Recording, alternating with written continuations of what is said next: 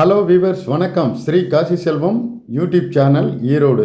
இன்றைக்கி நம்ம பார்க்க போகிற டாபிக் காசி யாத்திரை பற்றி தான். காசிக்கு நாங்கள் 40 பேர் பாருங்கள் போட்டில் உட்காந்துருக்குறோம். 40 பேரும் இந்த 2024 நாங்கள் ஒரு அற்புதமான ஜூலை 21 புறப்பட்டோம். நேராக பாருங்கள், நம்ம ஈரோட்டிலேருந்து புறப்பட்ட வண்டி பெரம்பூரில் போய் அங்கேயும் உள்ள பயணிகளை ஏற்றிக்கிட்டு புறப்பட்டுச்சு.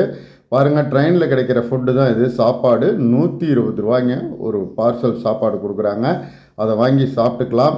போகிற வழி எல்லாமே உங்களுக்கு நிறைய சாப்பாடு எல்லாம் கிடைக்குதுங்க. சாப்பாடுலாம் ட்ரெயினில் கிடைக்கிறதுன்னு சொல்லவே முடியாது.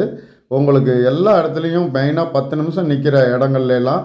இது 2 நாள் பயணம். 2 நாள் பயணத்தில் உங்களுக்கு இது நைட்டு பாருங்கள். முத நாள் இரவு ஒரு இடத்துல நின்றுச்சு. அங்கேயும் சாப்பாடு கிடச்சிது. மறுநாள் காலையில் இட்டாரசிங்கிற ஒரு ஊர். அங்கே அருமையாக இட்லி பாருங்கள், நம்ம ஊர் இட்லி மாதிரியே அருமையாக செஞ்சு அதுக்கு சாம்பார் சட்னி எல்லாமே கொடுக்குறாங்க. தோசையும் கிடைக்குது.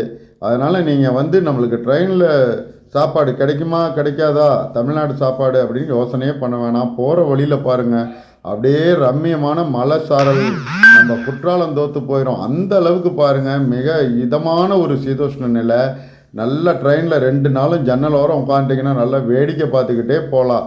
பாருங்கள், அப்படியே மேகங்கள்லாம் அப்படியே அந்த மலை மேலே தவழ்கிற காட்சியை தான் பார்க்குறீங்க. இயற்கை காட்சி அவ்வளோ அருமையாக இருந்தது. நாங்கள் அன்றைக்கி 2ஆம் நாள் விடிய காலமே நாங்கள் போய் சத்திரத்தில் தங்கிட்டோம். நாட்டுக்கோட்டை நகரத்தார் சத்திரத்தில் தங்கிட்டு அப்படியே கடைவீதிக்கு போகிறோம். கடைவீதியில் கங்கை ஆற்றுல குளிக்கிறதுக்கு போனோம். காலையில் குளிச்சுட்டு அப்படியே பாருங்கள், சாமி கும்பிட காசி விஸ்வநாதர் கோயிலுக்கு தான் போயிட்டுருக்கோம். ஒரு சிறிய சந்து, அதில் வரிசையில் நின்று சாமியை கும்பிட்டோம். அடுத்தது காசி விசாலாட்சி. இங்கே உள்ளே எல்லாம் கேமரா அனுமதி இல்லை. அதனால் நான் காசி விஸ்வநாதர் கோயிலில் உள்ளே போய் எடுக்க முடியல. இதுவும் காசி விசாலாட்சி கோயில் வெளிப்புறத்துலேருந்து தான் உங்களுக்கு இந்த வீடியோவை நான் போட்டிருக்கிறேன். ஒரு சின்ன குறுகிய சந்து தான். அதில் ஏகப்பட்ட கூட்டம், ஆயிரக்கணக்கில் குமிழ்றாங்க. இங்கே நல்ல அருமையான காட்சி எங்களுக்கு கிடைச்சிது. அதுக்கடுத்தது சாயங்காலம் பார்த்திங்கன்னா மாலை ஒரு 6 மணிக்கு மேலே கங்கா ஆரத்தி. கங்கை கரையில் அத்தனை கூட்டங்க.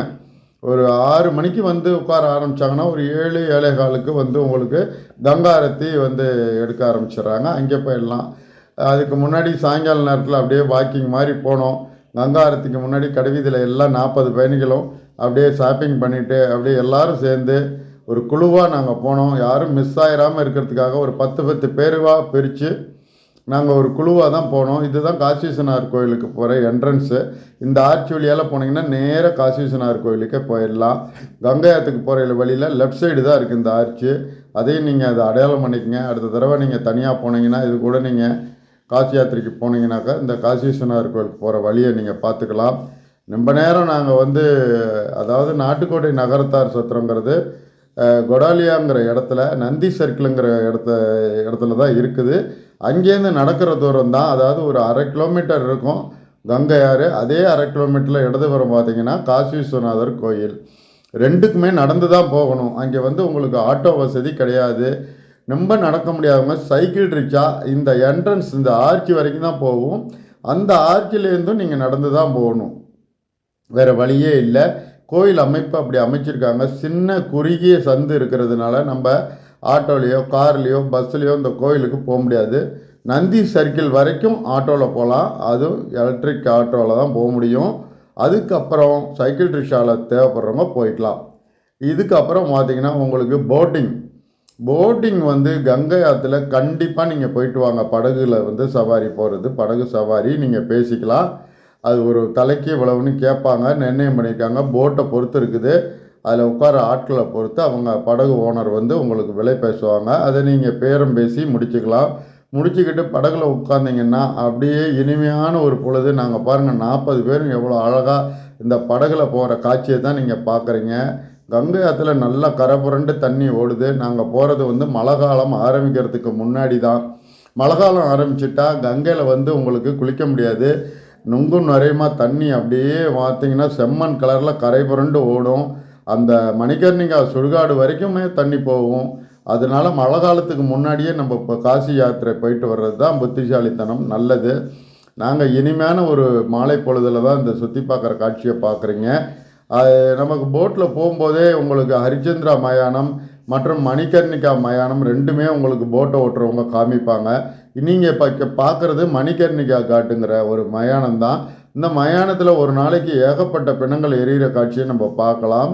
பாருங்கள், ஏற்ற மாதிரி உள்ளதில் எத்தனை ஒரே நேரத்தில் நூற்றுக்கணக்கான பிணங்கள் எரியுது. அவ்வளவு கூட்டங்க இங்கே. ஏதாவது உலகத்தில் உள்ள எல்லா இந்துக்களுமே அது ஒரு புனித இடமா கருதுறாங்க. அதுக்கு அடுத்தது பார்த்திங்கன்னா பிர்லா மந்திர் நம்ம பார்க்குறது. பிர்லா மந்திரில் வெளிநாட்டு பயணிகள் வந்து குமிகிறாங்க. அவங்களோட எங்களை குழுவில் வந்து அவங்க எடுத்த ஃபோட்டோ தான் இது. பிர்லா மந்திருக்கு போகிற ஆர்ச்சில் 2 புறமும் பூஜை சாமான்லாம் இருக்குது. அதை நீங்கள் வாங்கிக்கலாம். பூஜை சாமானை வாங்கிக்கிட்டு இந்த பிர்லா மந்திர் உள்ளே போனீங்கன்னா, பிர்லா மந்திருங்கிறது அந்த பிர்லாங்கிற ஒரு மிகப்பெரிய பணக்காரர் இந்தியாவில் உள்ள மிக முக்கிய நகரங்களில் மிகப்பெரிய கோயில்களை கட்டி விட்டுருக்காங்க. இலவச தரிசனம் தான், ₹1 உள்ளே வாங்குறது இல்லை. பிர்லா மந்திர், நயா பிர்லா மந்திர் இப்படி கூப்பிடுவாங்க. இதுவும் வந்து விஸ்வநாதர் டெம்பிள் தான், அதாவது காசி விஸ்வநாதர் தான் இவரும். அந்த கங்கை ஆற்றில் இருக்கிற விஸ்வநாதர் மாதிரியே இங்கேயும் விஸ்வநாதர் இருக்கிறாங்க. அருமையாக ஜோடனை பண்ணி நல்லா நீங்களே வந்து பால அபிஷேகம் பண்ணி அந்த சிலைக்கு வந்து நீங்கள் கட்டி தழுவலாம், அந்த ஆசீர்வாதங்களை பெறலாம். அதுக்கு அடுத்தது சங்கட மோட்ச ஹனுமான், அதுக்கு அடுத்தது சோழியம்மா கோயில் வாசப்படியில் ஒரு மிகப்பெரிய ஆஞ்சநேயர் கோயில் சாமி இருக்குது. அது பார்த்துட்டு அப்படியே திரும்பினீங்கன்னா வலதுபுறம் சோழியம்மா கோயில். சோழியம்மாள் வந்து ஒரு மாரியம்மன் மாதிரி கூட சொல்லலாம். அப்படி தான் ஒரு அம்மன் கோயில் இது. தமிழ் கடவுளை இங்கே வச்சுருக்காங்க. சோழிகள்லாம் விற்கிறாங்க. அந்த சோழிகளை நேர்த்தி கடன் பண்ணவங்க பண்ணிக்கலாம். சோழிகள் வாங்கி அம்மனுக்கு நீங்கள் கொடுக்கலாம்.